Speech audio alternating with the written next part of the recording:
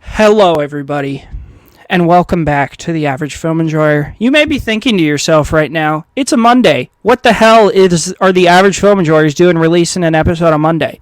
Well, we felt that the movie we were reviewing for the next most likely 30 to 40 minutes, we could not do it justice, and we could not give it enough time if we put it in with our episode tomorrow.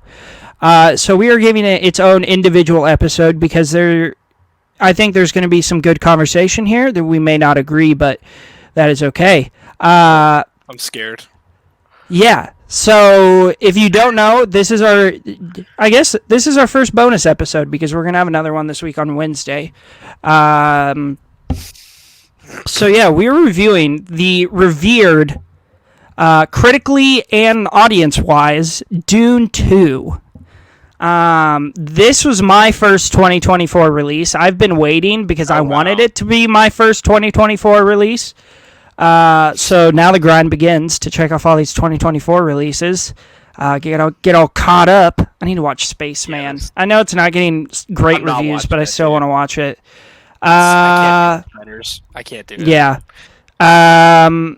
Yeah, Dune 2. Stilgar, the way I'm about to glaze this movie and polish it. This holy shit. Do you want to go first, or do you want me to give my opening thoughts? Do you want to hear it? I would love to go first, and then hear what you have to say. All right, go ahead. Evan's going to take it, opening thoughts, and then I'm going to give mine, and then we'll get into the nitty-gritty. I saw this movie over a week ago. On the 25th, so like 8 days ago, at a fan early access screening. I've talked about it a little bit. We're probably going to split this episode into non-spoilers and spoilers, right, Trey? Yeah. So for opening thoughts, we're just going to do non-spoilers, and then once we get into the nitty-gritty, we're going to talk about all of it, spoilers included. So we'll keep this spoiler-free. This is a monumental film. It has some of the most insane scale I've ever seen in a film ever. It reignited my love for science fiction. I swear, before this, I was like, oh yeah, I like science fiction. I love Blade Runner. I don't watch a lot of science fiction, and that's like all I want to watch. Like yesterday, I was sitting on the couch with my girlfriend, and I was like, I really want to watch a sci-fi movie. And I really wanted to watch Arrival, and she's like, I'm not really in the mood for that. And I was like, how about The Creator? It's pretty mindless, and like you don't really have to pay attention to it. She's like, sure. I just wanted to see Greg Fraser like blow stuff up and like pretty visual. Yeah. Shout out Greg Fraser for making one of the best looking movies of all time with Dune 2. Oh my god, it's insane how good this movie looks. Yeah. Every single scene. I can't wait to talk about Gidi Prime and the black sun that creates a natural black and white scene. Oh my god, it's insane. Mm-hmm. Paul Atreides' arc in this movie, insane. Lisa Nagaib. It has so much, like I said, or hinted at, Stilgar, insane, out of nowhere comedic timing. Like, he brings so much humor to this movie, and we'll talk about it more. He's so freaking funny in this movie, and I wasn't expecting that. Lady Jessica bringing in a horror-worthy performance. Oh my god, it's terrifying. Zendaya, even though her like she doesn't have a lot of lines, like she says so much with her face, and like I love Zendaya. Euphoria is one of my favorite shows. Like, man, she does so much with so little here. It's amazing. And then not really spoilers, but light spoilers. Gurney Halleck, Josh Brolin returning. Amazing. I loved him in this. Like his, and we'll talk about it a lot more later, and his relationship with Chani. But yeah, I loved him in this. I just love this movie so much. And for reference, Trey has just gotten home. He has not logged this yet. I don't know anything about it. He was like, I'm not going to tell you, so I don't know if he liked it or hated it. Yeah, so, I literally just got home from the movie theater from seeing Lay it on me, Trey. Unfortunately, to all our viewers out there, they did not have the Dune popcorn bucket for me. But they did have a buy a Dune t-shirt and you get a free large popcorn. So peep this shit. Look at that. That's hard as fuck. That's sick. This movie fucking sucked. It was so awful. I was asleep for a lot of it. Wait, are you joking? It was so genuinely. I'm not joking. Wait, really? It was genuinely terrible. No, I'm playing. Okay. I'm playing. I thought I wanted to get you for a sec. my That's heart's why wrong. I literally You got didn't me. log You it got so me, I could bro. do that. You got me. You actually got me.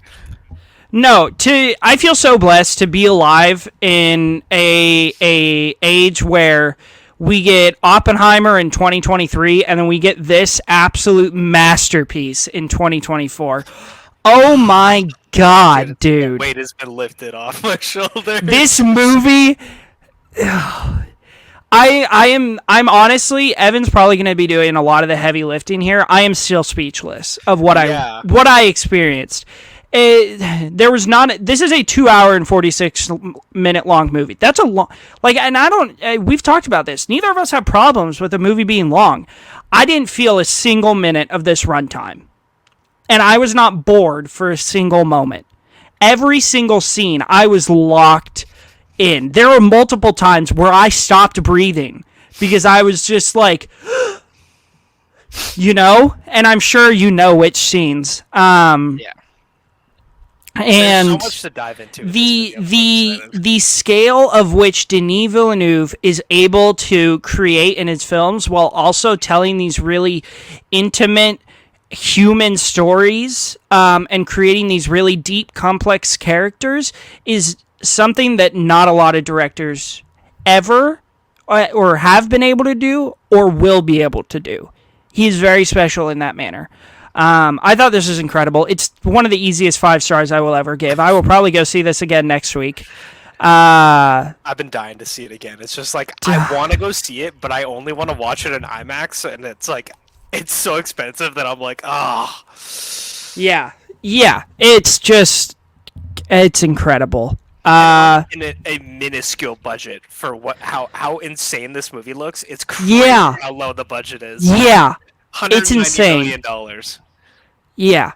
I don't think this is a best, if we're already looking forward to the 2025 Oscars, I don't think this is going to be up for, Best Picture or really anything like that, especially judging off of what is coming out this year. I do think it should be up for Best Cinematography, Best Score. Holy crap, dude. This score. Hans Zimmer is just that guy. And I mean, special effects, visual effects, CGI, whatever you want to call it, this will definitely be up for that.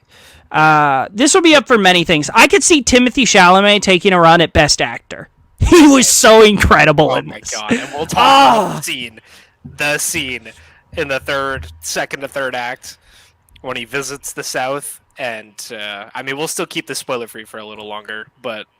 Oh my god, he's so good in this. And I think this will get a Best Picture nomination. I don't think it'll win.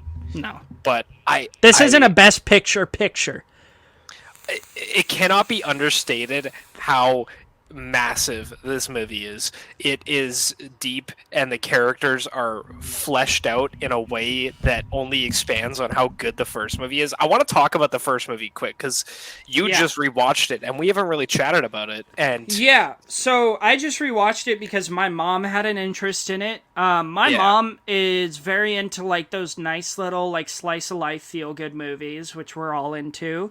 One of her all-time favorite movie. She also loves musicals, so Sound of Music and La La Land are 2 of her all-time favorite movies, and so this is not her vibe, and I was very interested to hear her thoughts after we watched the first one. So we watched the first one after I got off work on Saturday night, and we got done, and I was like, "So, what'd you think?" And I was expecting a 3.5, 3 stars. From her, she said 4.5, and she said the only reason she couldn't put it at a 5, she didn't know that it was going to be part 1, part 2, and part 3. Mm-hmm. She said the ending felt like it ended just as it was getting started, which is totally understandable. It does feel that way. It ends and you're like, wait, what? She also. But I think, the first Dune is excellent. It's a tight slow political thriller that, I mean, Denis Villeneuve's writing really shows in both of these, especially Yeah. in the first one, because it depends. Like, in this, if you don't like the writing, you have these huge action sequences to kind of, like, help you out and get you through the movie, which I don't know how you don't like the writing. But in the first one, there is little to no action. Yeah, the first one is a very slow burn, and So if you're not in on the writing, you're not going to like it. yeah, and But it's he really does interesting such a good 'cause- job at writing these characters and making it as engaging as this new one.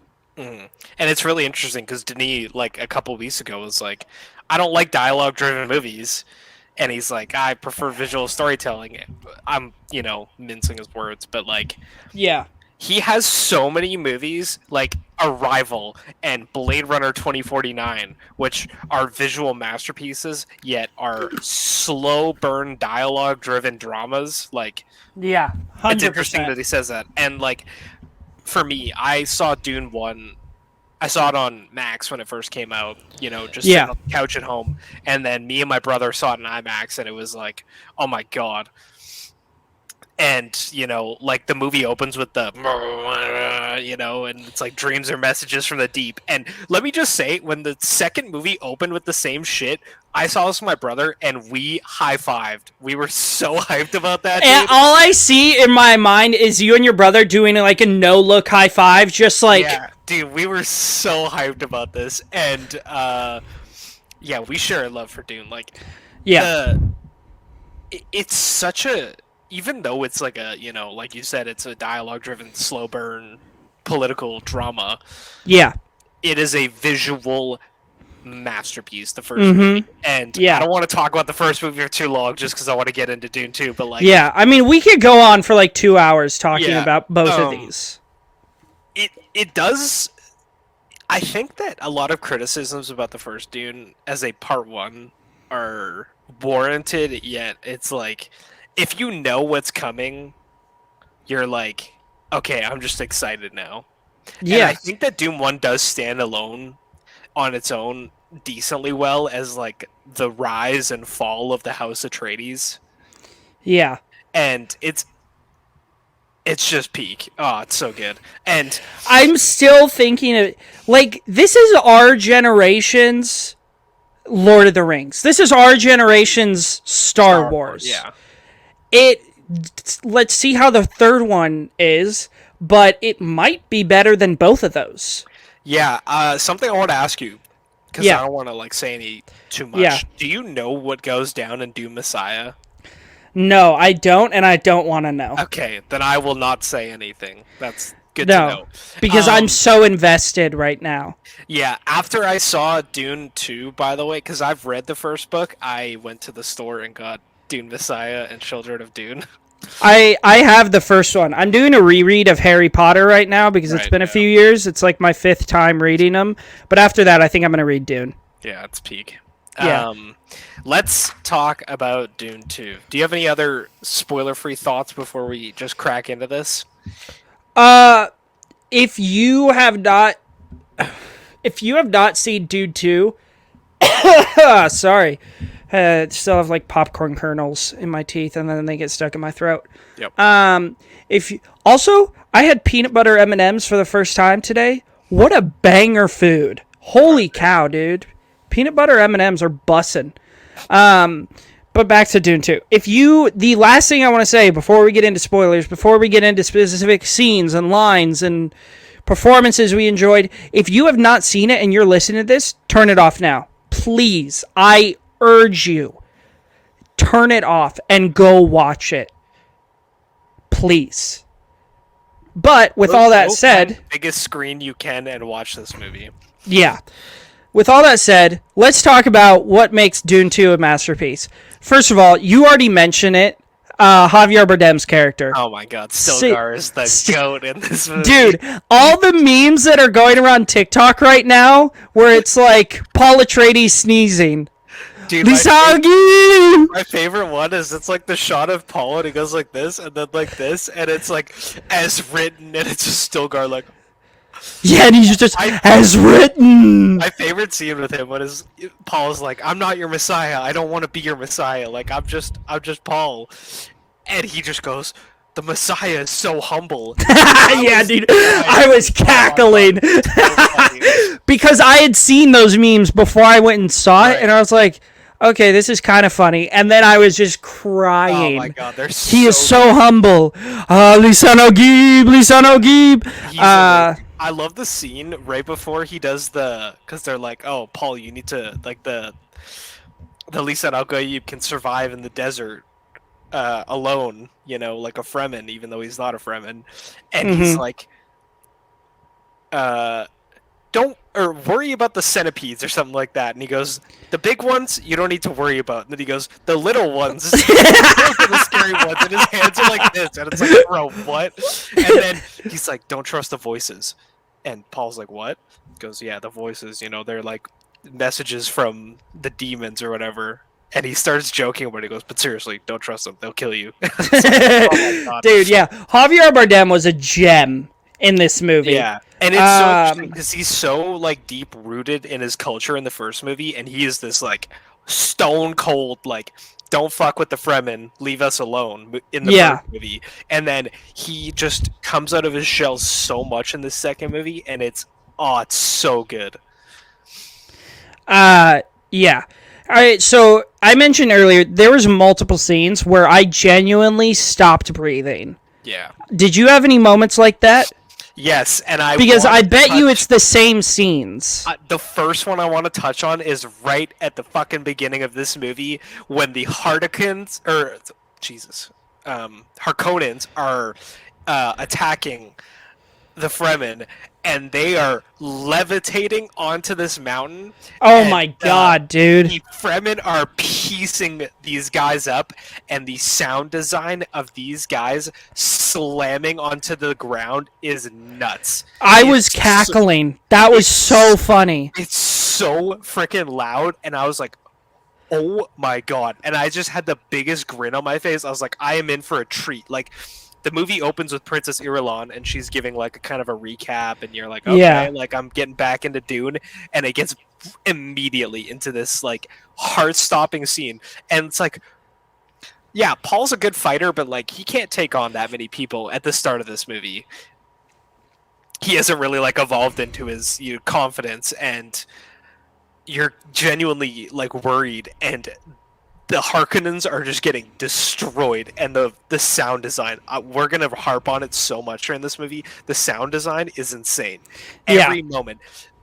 And so that's like the first one, and then I have not seen enough people talking about the first attack on the spice harvester when Chani and Paul are double teaming this thing, and they're like baiting. Yeah, dude. Oh, I was about to mention that when Paul is trying to run to cover under the other anchor, and it starts lifting, and he's just like, "Oh shit!" I was just like, "Oh no, Paul!" It's crazy. That scene is so good, and Chani is just like stone cold. She's like, "Reload, reload, reload." Oh my god, it's so good. And the shot when the rocket hits the I don't know what machine. I don't think it's an ornithopter, but it hits it, and you see it slowly penetrate the shield and then explode within the shield before it fully explodes, and it's just like, oh my god! And dude, scale. That's what I love. The shields in this, when you see those shots of like in the first one, where the Hunter Seeker kills Leto, and you see it like at that perfect spot where he can't reach it. Oh my god, it's so crazy. Cool. I want to say the first time it kind of took my breath away is when he's his first ride on the sandworm. Oh my god! And he calls. And he's like, make sure you call us a big. They're like, make sure you call us a big one. And you see this worm that looks to be about a mile wide, just a massive sandworm. It's so funny because they're joking, and then Javier Bardem is like, not that big. Yeah. And when he is running to hop on top of it and jumps down, when he jumped down, I went. And I didn't let it go until he came back out and they were all cheering for him. And then I was like, oh, it was just incredible. Oh my! That it took 3 months to get that scene done. That's insane. Yeah. I mean, it was worth it. That was debatably my favorite scene in the movie. It's just incredible. Yeah, it's so good. And the hype for that scene is insane. And even early on, this is before Chani and Paul are getting busy, you know? And you see the concern and the love that Chani has for Paul when he jumps down and she doesn't see him come back up. And you see that relief on her face when they see him just and then just riding the worm, and then the choir in the background. So good. And they're just Lisana Beam, Lisana. I was just God, give me more of this movie. Oh my god, it's so good. One thing I would love to talk about is Chani as a character. And holy cow. Prior to this moment, she's chilling with her friend. I can't remember her friend's name, but they are not having any of this prophecy shit. And they're just, they want to, live like the Fremen, and they're not fundamentalists, and they don't subscribe to this. And Jessica's there, and it's she's becoming the Reverend Mother, which we'll talk about in a second, because that scene is crazy. Oh my god, dude. I find Chani's evolution, and then her arc after she becomes romantically linked with Paul, so interesting and so well done. Because again, Zendaya is not given a lot of lines in this movie. No, she isn't. In it a lot, and she does so much with what she's given. Yeah, she's easily my favorite character. Yeah, hands down. Yeah, she has such an interesting arc where she starts off this kind of closed off, I am here for my people, I'm not here for you. And then we see herself open herself up where when she wakes up Paul from the nightmare. First of all, I haven't felt feelings for a character like Chani since Hermione Granger. Might I say that? I was like, man, I need a Chani in my life. I love the scene of them sand walking together. It's so good. Yeah. And you see her open up, and she's genuinely worried for Paul that this is all going to go to his head, which he kind of plays off that it's not throughout the movie until he drinks the water of life. Yeah. And then he's like, I am the chosen one. Yeah. And then at the end of the movie when Paul leaves, which we'll talk about, there's some motives with Paul that I still think I don't know. I'm genuinely curious. But when he leaves, we see her go back to this closed off, angry person. Yeah, and it's really interesting because this is a change from the book. Oh, really? So in the book, Paul and Chani have a child, and it dies. And at the end of the book, they're still together, and it's he marries Irulan, but still he's with Chani. So that's one change. Irulan, is that the princess? That's Florence Pugh's character. Yeah. So that's one of the changes in the book. They actually have a kid together that dies. Yeah, and, dude, imagine Timmy Chalamet's and Zendaya's kid. That kid would rule the world. Yeah. Oh my god. I also want to say, this, in a lot of movies, I just see Timothée Chalamet as Timothée Chalamet. I don't see a lot of range in his characters. I personally don't love him as an actor either. He's never been my favorite. Even in the first Dune, I just saw him as Timothée Chalamet. I didn't see him as Paul Atreides.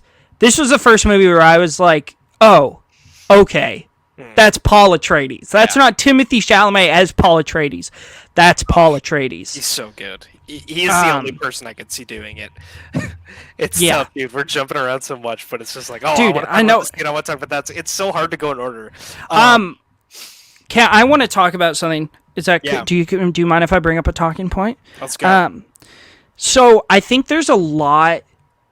This is very fantastical. It's very sci-fi-ish, but I think there is a lot of grounded, It's a lot of like manipulation and political motives. And even this one, even though it has a lot more action, it's still a political thriller at its core, because you have like the Bene Gesserit, who are basically like, they're controlling everyone on both sides. Yeah. So they're like infiltrating the south side of Arakan and like feeding them all these stories of this chosen one, knowing that they're gonna force the hand of Paul to become the chosen one, just so they can control everybody and how everybody reacts. And I just found that so interesting. And then Lady Jessica like breaks away from them, becomes a psychopath, obviously. Oh my God. Where Yeah. do you think like she is trying to feed the beliefs of these people that Paul is like Lisan al-Gaib? Or do you think that the water of life corrupted her so much that she now believes that the stories she was feeding to these people are actually prophecy and actually true? I think it's probably both, because like you said, like the Bene Gesserit wrote this prophecy, and they're like fueling their own myth. And so it's that, and like Lady Jessica, she had a son, and she's training him in the ways of the voice and the Bene Gesserit, and sorry. Nice. Dude, I got the sparkling water, you already know. Oh, dude, sparkling water gives the worst burps. Yeah. And so Lady Jessica has this feel in the first movie even, and it's kind of like you're not ready, and it's a lot of that. Yeah. And now it's like when she drinks the water of life, she gets to see the visions of every single freaking Bene Gesserit ever, and it like, I think it's like fuel to the fire of the prophecies. Yeah. And oh my God, let's talk about that scene really quick. Wait, which one? Water of life, when Jessica drinks it, dude. Oh my God, dude. Scene. You're like watching her die. Yeah, it's crazy. Yeah. And in this moment, Paul still doesn't believe he's the Messiah. Like, they're like, it's a miracle. The prophecy says that the mother of the one will live when taking the water of life. And he's like, it's not a miracle. She's literally been trained to resist poison. Yeah, that scene's amazing. And like the first cut after she drinks the water of life, when she's got the face tattoos and it's like just the eyes, and oh my God, it's so daunting. It's so good. And that's the moment in the movie where we start seeing her feeding into all these people, because before she takes the water of life, she's all worried about Paul. That's her main concern. And she's like telling him like, hey man, don't let it get to your head. These are stories being fed to these people. And you can see her main motivation is keeping Paul safe. But then when she drinks the sandworm poison, it changes. That motivation changes. Yeah. And what her motivations are. And you see the same thing with Paul later in the film. His motivation and what he wants to do changes. Or does it? Who knows? That we'll talk about that. Yeah, we'll talk about that when we get to that. One thing I really want to touch on is you mentioned the Bene Gesserit controlling everything, and they truly do. They're more. It's like the theory that there's an entire cult running America. And it's the Bene Gesserit. The Emperor has nobody has power. The Bene Gesserit run everything. Everything is planned and decided by them. And there's no prophecies. She even says it when she's talking to... what's the princess's name again? Irulan. Yeah, the leader of the Bene Gesserit. She's like, there is no fate. There is no prophecies. There's just plans. Yeah. And... God, dude. I would love to talk about the Harkonnens for a second. Yes. Please. we have not touched on Austin Butler's Fade Routha and another like they the like main mother, Reverend Mother, I don't remember what her name is, but she's Yeah. like, we have plans on multiple planets for the the Kwisatz Haderach, and it's like, oh, we're gonna start grooming the Baron's nephew, and Yeah. there's this insane fucking transition where Florence Pugh's like, isn't he psychotic? And then it cuts to Fade, and it's black and white, and this dude walks in with a bunch of knives, and he picks that shit up, and he goes, and Oh he my just god, starts dude. piecing up all these random women to test how sharp the knives are. It's crazy. Oh, the points aren't sharp enough, and like, I adore Fade in this movie. He is a menace. Oh Incredible character. And when you get that first camera shot of like Austin, I feel like Austin Butler was just channeling the Kubrick stare this entire movie. But when you get that first shot of him, my mom leans over to me and goes, "He's scary." And I'm like, I think that's a point, Mom. But let's talk about Denis Villeneuve using an infrared lens to... I just found out that that's how they shot that. That's yeah, crazy. dude, it's incredible. That's crazy. Okay, so when I first saw the trailers for this, I was like, okay, they're doing black and white. Is it gonna be like Oppenheimer, or are they like are doing forward perspective or something like that? No, that's just how Geety Prime looks. It's got a black sun, and that's why all the Harkonnens are pale as shit. And when they go inside, they're like blue looking almost, and it fades into the color in such an insane way. Yeah, I don't know how he did it, but when the Baron is coming from inside, going into like the box suite at the amphitheater, and it transitions from that color to black and white so seamlessly and there's no cuts in that to like make up for that transition of color. It's just a seamless shot. I don't know how Denis did that, but props to you, my friend. That is just an unbelievable shot. And Greg Fraser were on another level filming this movie. It looks insane, and the Geety sequences are just nuts. Yeah, if Denis Villeneuve and Greg Fraser came out and were like, yeah, we were taking mushrooms like the entire time while we were making this movie, I'd be like, that makes sense. Some of these ideas I can see no human possibly coming up with. Other great scenes. The Gurney Halleck reunion. Oh my god. Made me tear up. Recognize your steps, old man. I was fist pumping, bro. I was so hyped. You're just like, but when Gurney realizes it's Paul and he says young pup and then he says it again and his voice starts to break, I was like tearing up. Yeah. I was like, damn it. Can we talk about how the siege on Arrakis on the Emperor's like base, how dude, okay, Mom, if you're listening to this, which I'm sure you aren't because we've not been clean, but if you are listening to this, please turn it off. I'm going to be very vulgar. That shot where you see the 3 sandworms come out of the ground with all of the Fremen riding them, I'm gonna quote Cash real quick. That's some hard dick shit. Yeah. I was crazy. God, dude. I wish I could have like paused that moment in time and just like stared at the screen of how badass that shot. I think I'm gonna make that shot like our thumbnail for this episode. It is such an You're like, did I ever show you that account on TikTok? The dudes would say hell yeah.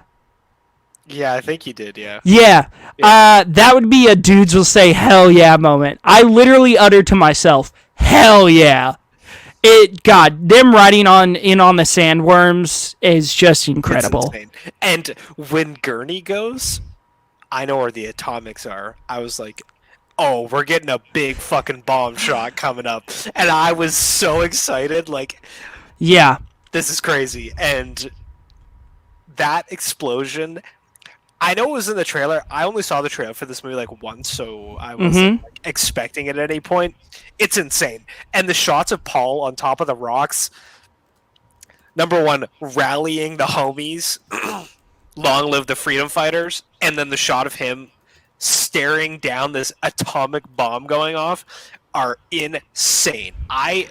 The third act of this movie is just a powerhouse of hell yeah.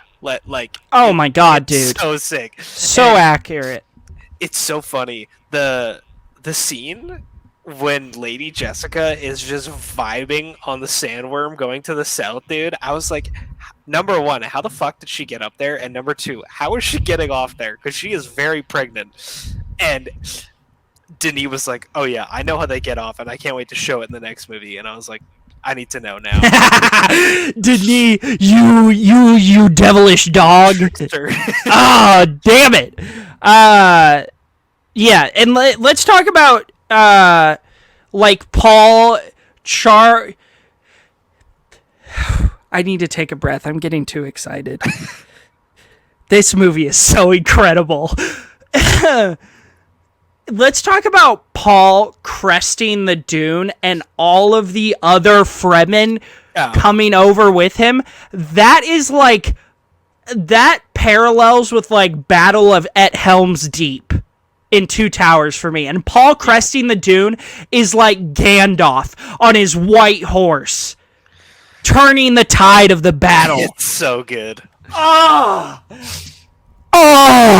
That's how that scene makes me feel. Yeah. It's just so incredible. It is so incredible. Oh, dude. Something I want to talk about is, number one, when Fade comes to Arrakis, and I want to talk about Raban in a second, but yeah, when he comes to Arrakis and nukes the Siege Tabor, I feel like they glazed over how quickly their spring of water of all the dead Fremen was just nuked. I was like heartbroken at that. I was like, oh my god, this is like thousands of years of history of Fremen gone in a second. And Fate doesn't give a shit. Because that scene is like right after the atomic scene. I was like, I think they glaze over it to show how little regard he has for the Fremen and for what he is doing. That scene is so heartbreaking, and that's right after they talk about the nukes, and I was like, oh my god, did the Harkonnens find the nukes and just start blowing shit up? Because I've read the book in a long time, I don't remember a lot of it, and I was just like so on edge, and oh my god, one thing we need to jump back really quick. Yeah. Leia Seydoux rizzing up Fade is so funny. Like, they're walking together and Fade's like so intense. He's like, you can't be here. And then they walk into the room and she starts like using the voice on him, but very subtly because she knows she has him. Yeah. And then like you think they're about to fuck, and she's got the gum jabbar and the box, and she's like, put your hand in the box. And I was like doing backflips, bro. I was so hyped about it. Oh my god. What a sick scene.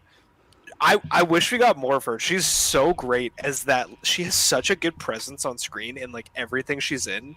Yeah. Oh, she was really good. Yeah.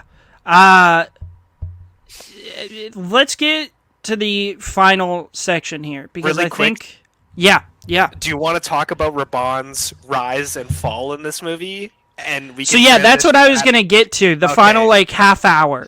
Yeah.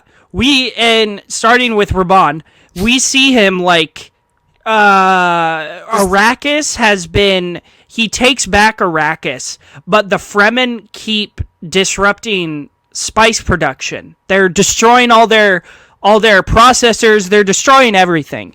And so Robin is, am I saying that right? Yeah. And this movie literally opens with him getting like a medal.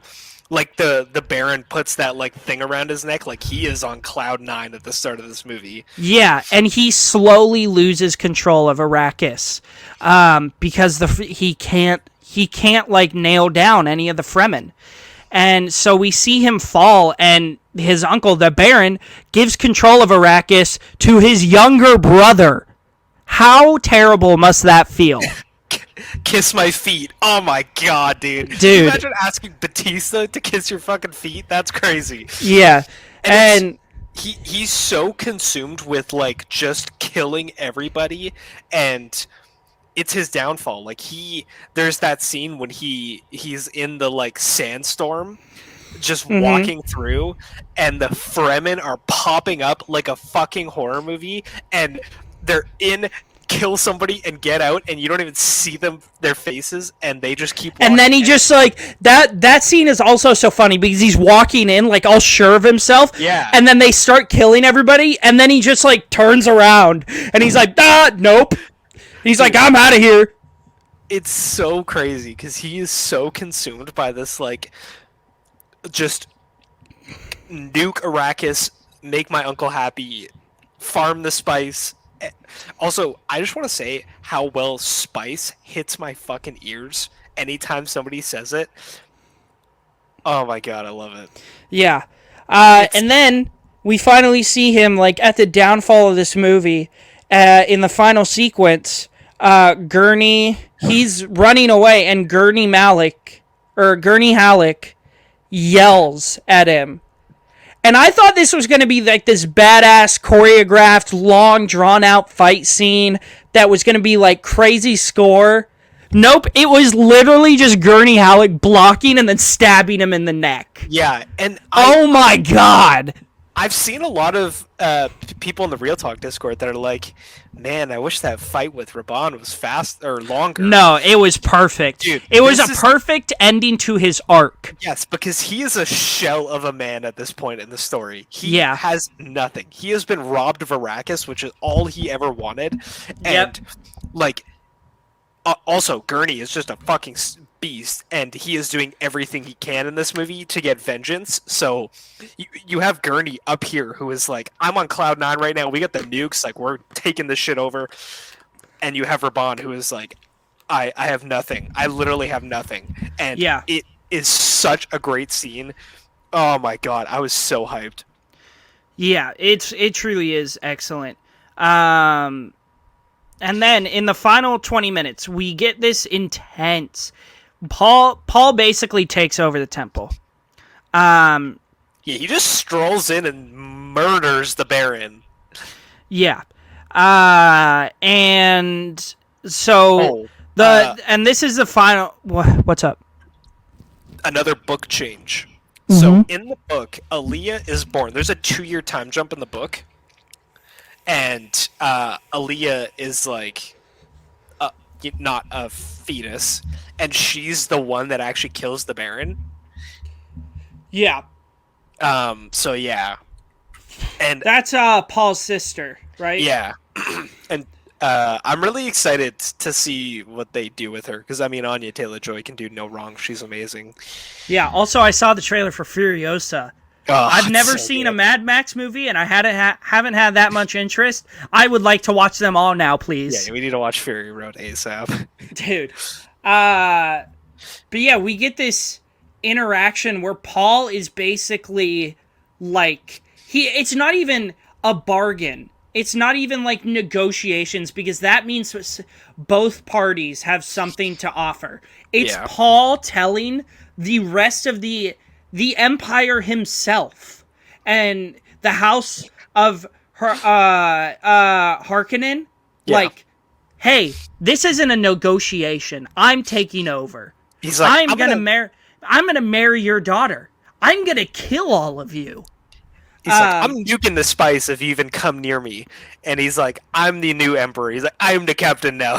That's a Timmy's I am the captain now moment. Man, I'm gonna get roasted in the comments for my impressions again. Did you see that on our last video? Someone roasted my Michael Caine impression. Pain. The Lamborghini den.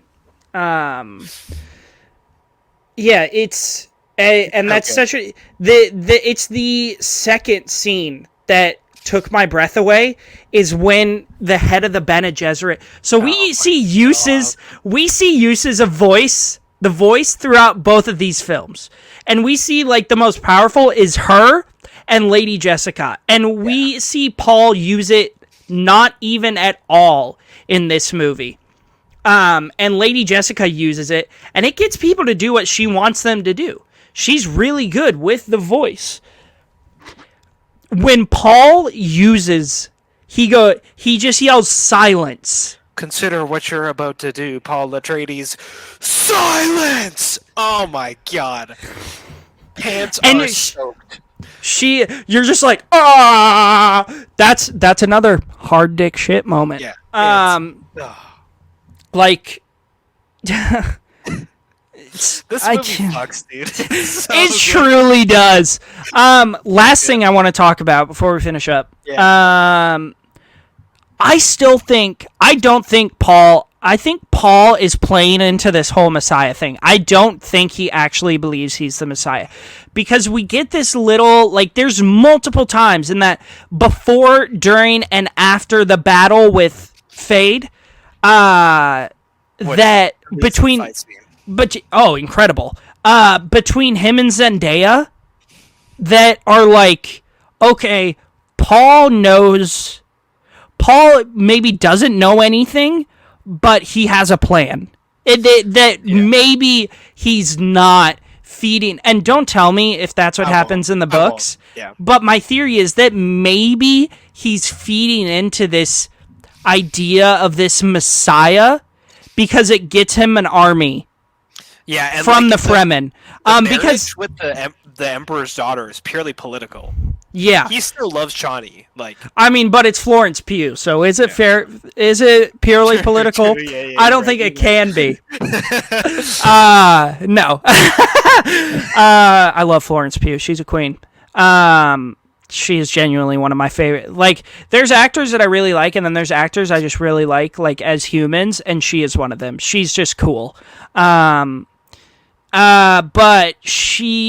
there's like these looks that are exchanged between Chani and Paul that I think Paul has a plan, and I think Chani kind of picks up that, like, Paul is like, hey, I love you, but he's like, you just need to trust me. You just need to trust me.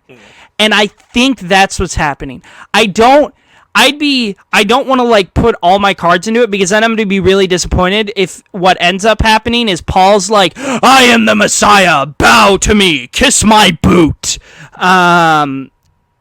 But I think that would be awesome in the third one for Paul to be like, and I'll find out when I read the books in like a month or two, for Paul to be like, no, that was my plan the whole time. Arrakis is the Fremens. You guys can take it back. I'm gonna, like, fix Arrakis. I'm gonna give you guys water. I'm gonna make it inhabit. I'm gonna make it and Paul turns out to be, like, playing everybody. Oh my god. Because that would make sense too. Lady Jessica, who he now obviously knows is corrupted, that she has so much sway over these people, that he's like, okay, I need to play into this. These people, he tries so hard to convince them I am not the Messiah. That is a story you have been told. And it just doesn't work. It doesn't work. And so maybe, just maybe, he's like, okay, I'm going to play into it for now, but then we'll fix it later.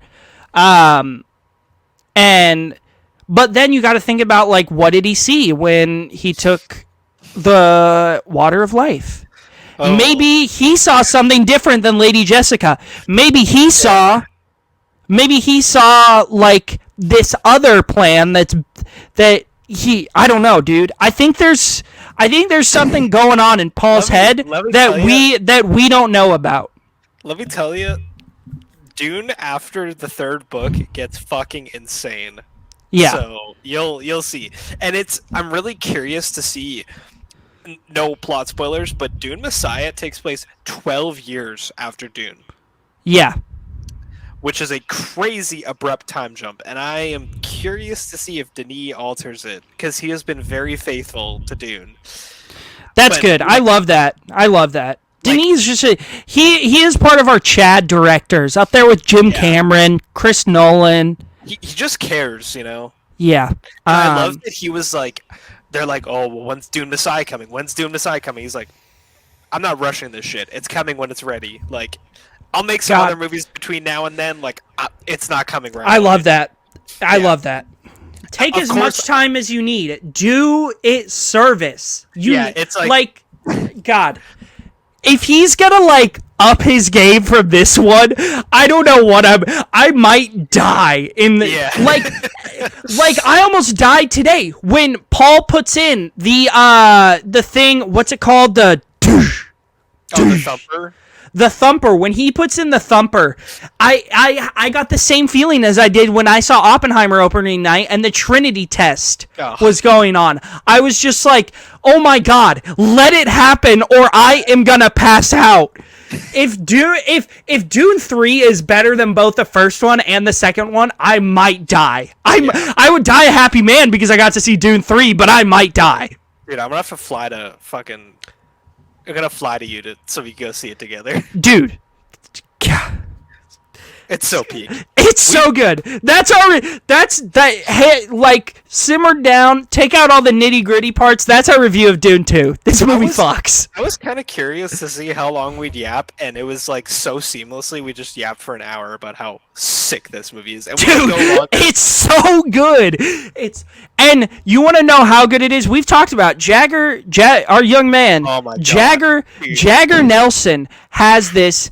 Or has the first Dune at I think a 3-star. Yeah. Jagger Nelson believes that the 1984 Dune, David Lynch's Dune, is better than Denis Villeneuve's Dune Part 1. So Jagger Nelson, I'm going to keep using his full name because I feel like it's more effective. On Friday, he had tickets to go see Dune Part 2, and he messaged us that he did have tickets. And yes, it's cute that we all still talk. And me and Evan both talked about it, and we were like, we're very nervous. Jagger's going to give this like a 2.5. We get his review on, what was it, like Saturday morning? Yeah. 5 out of 5 stars. 100 out of 100. 100 out of 100. And I'm like... on first watch. And if that's not enough to... and I know Jagger. If he really thinks a movie is a masterpiece, he won't give it 100 out of it. He gives it like a 98, a 97, a 99. He usually gets to 100 out of 100 on like the third or fourth watch. First watch, 100 out of 100. That's how good this is. It even blew away the nope.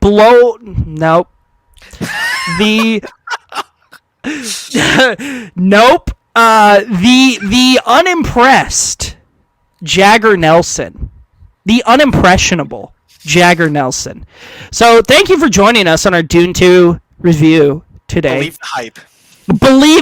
I didn't believe the hype. I thought it was getting overhyped. The hype is real. The hype is real. Go see it. This is one of the greatest movies ever made. Yeah. It's excellent. It's so go see it.